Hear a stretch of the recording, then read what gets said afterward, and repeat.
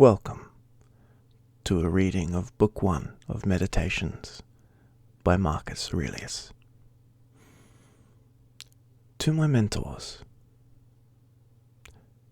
Firstly, from my grandfather, Verus, I learned good morals and the government of my temper. From the reputation and remembrance of my father, modesty and a manly character. From my mother, piety and beneficence and abstinence, not only from evil deeds, but from evil thoughts, and further, simplicity in my way of living, far removed from the habits of the rich. From my great-grandfather, not to have frequented public schools, and to have good teachers at home, and to know on such things that a man should spend liberally. From my governor, to be neither of the green nor of the blue party at the games and the circus,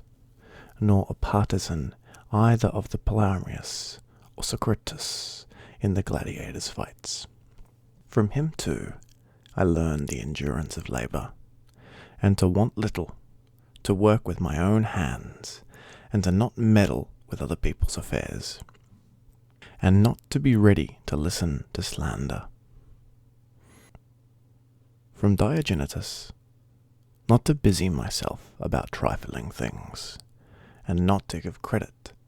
to what was said by miracle workers and jugglers about incantations and the driving away of demons and such things, and not to breed quarrels from fighting, nor give up myself passionately to such things, and to endure freedom of speech, and to have and become intimate with philosophy. To have been a hearer first of Bacchus, then Tacitus and Macanus, and to have written dialogues in my youth,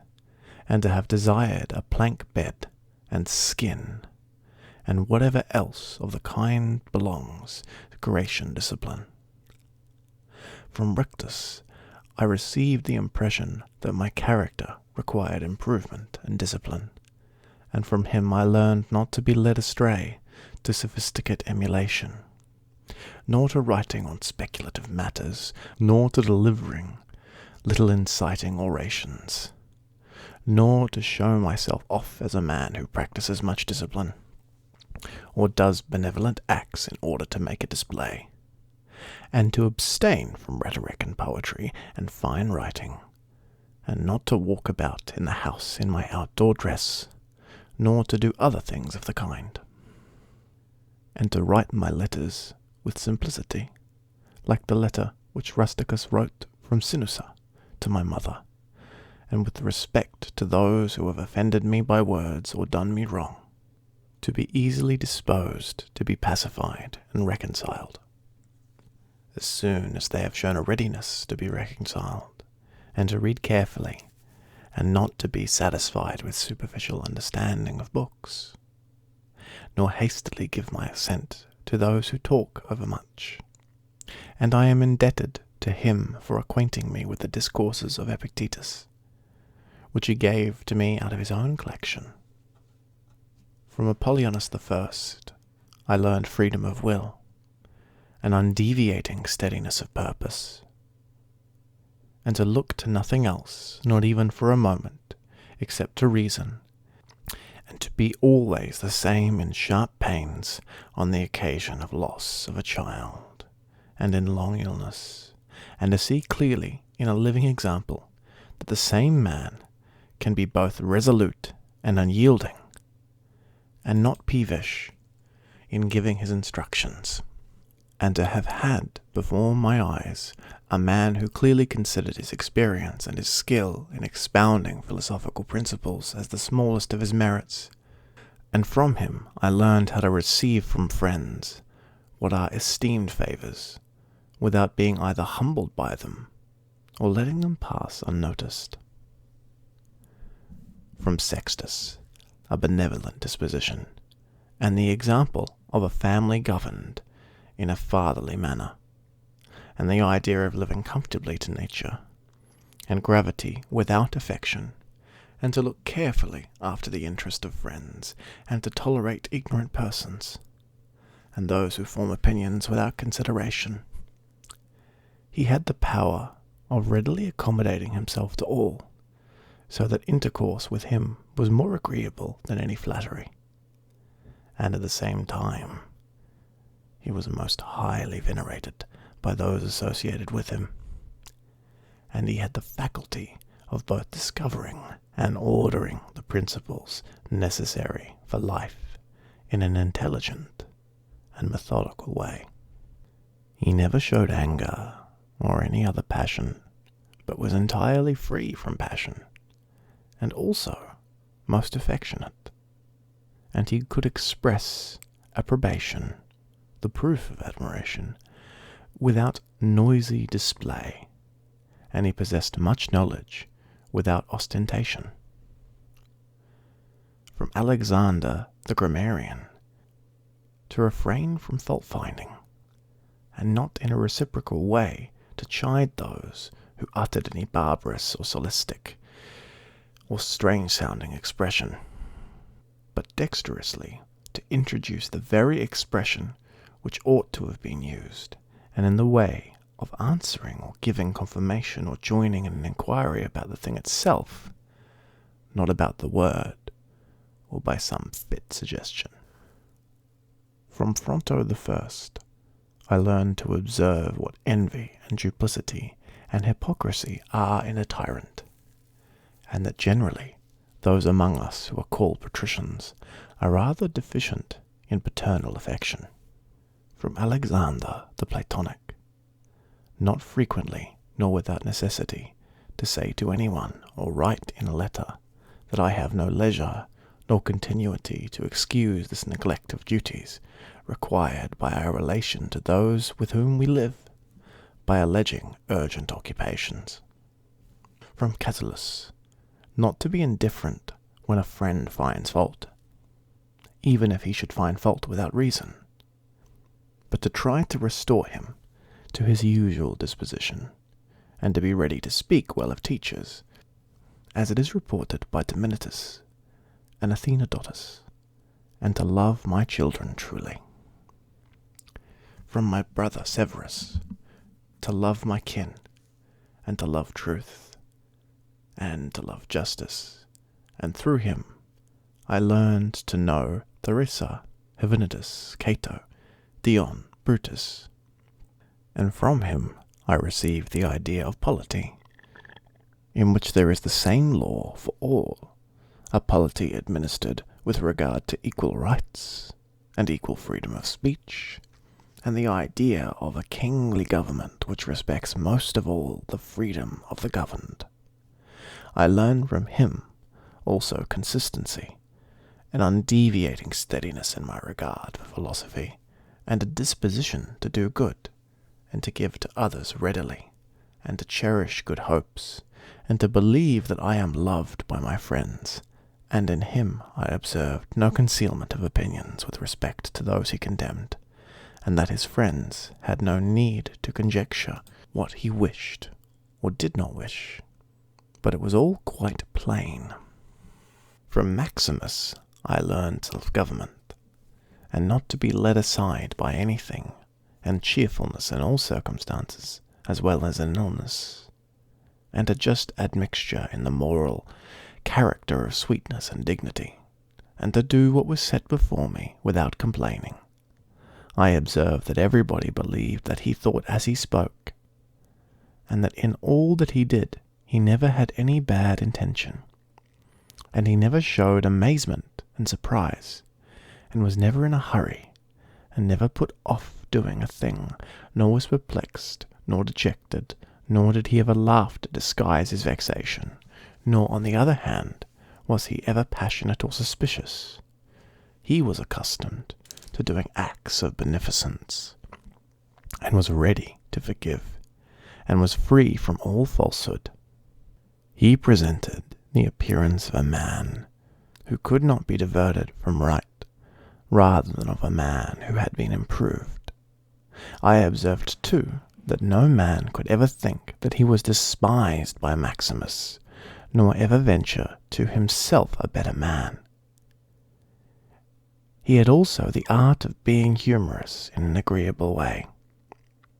In my father I observed mildness of temper, and unchangeable resolution in the things which he had determined after due deliberation, and no vainglory in those things which men call honours, and a love of labour and perseverance, a readiness to listen to those who had anything to propose for the common weal, and undeviating firmness in giving to every man according to his deserts, and a knowledge derived from experience in the occasions for vigorous action or for remission. And I observed that he had overcome all passion for boys, and he considered himself no more than any other citizen, and he released his friends from all obligation to sup with him or to attend him of necessity when he went abroad. And those who failed to accompany him, by reason of any urgent circumstances, always found him the same. I observed, too, his habit of careful inquiry in all matters of deliberation, and his persistency, and that he never stopped his investigation through being satisfied with appearances which first present themselves, and that his disposition was to keep his friends, and not to be soon tired of them, nor yet to be extravagant in his affection, and to be satisfied on all occasions, and cheerful, and to foresee things a long way off, and to provide for the smallest without display, and to check immediately popular applause and all flattery, and to be ever watchful over the things which were necessary for the administration of the empire, and to be a good manager of the expenditure, and patiently to endure the blame which he got for such conduct. And he was neither superstitious with respect to the gods, nor did he court men by gifts, or by trying to please them, or by flattering the populace,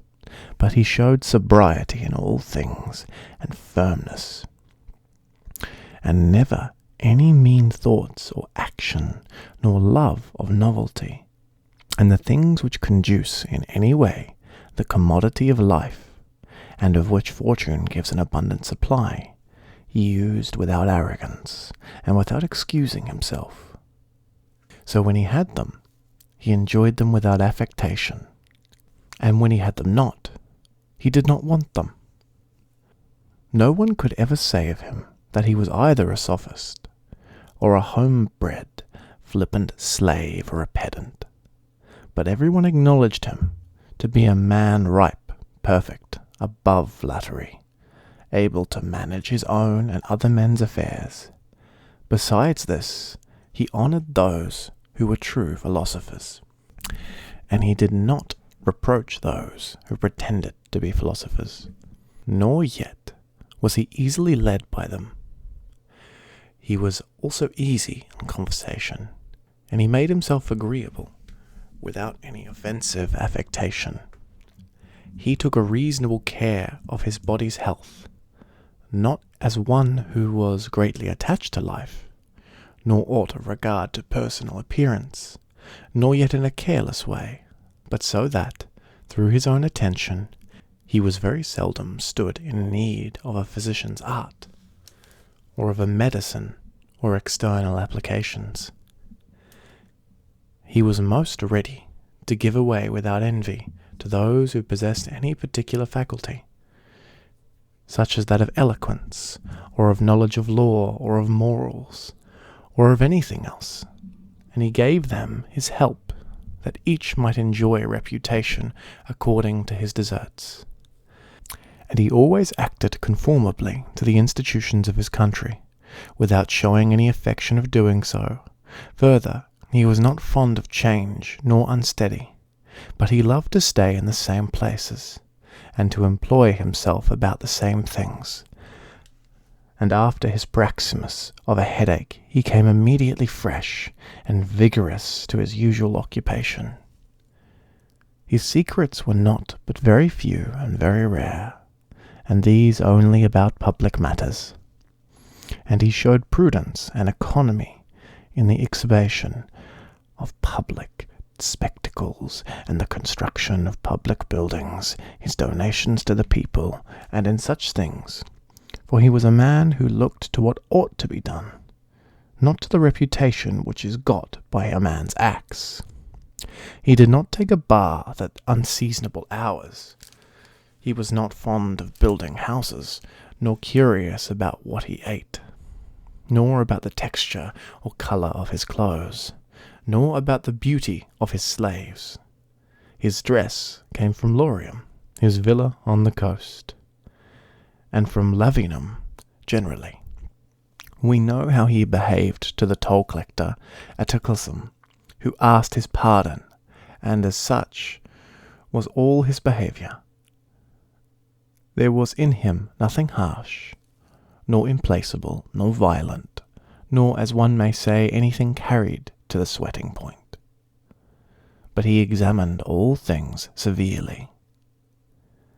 as if he had an abundance of time, and without confusion, in an orderly way, vigorously and consistently. And that might be applied to him which is recorded of Socrates, that he was able both to abstain from and to enjoy those things which many are too weak to abstain from, and cannot enjoy without excess,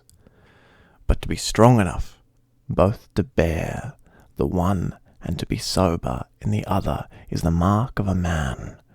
who has a perfect and invincible soul, such as he showed in the illness of Maximus. To the gods I am indebted for having good grandfathers, good parents, a good sister, good teachers, good associates, good kinsmen, and good friends. Nearly everything good. Furthermore, I owe it to the gods that I was not hurried into any offence against any of them, though I had a disposition which, if opportunity had offered, might have led me to do something of this kind. But through their favour, there never was such a concurrence of events as to put me to the trial. Further,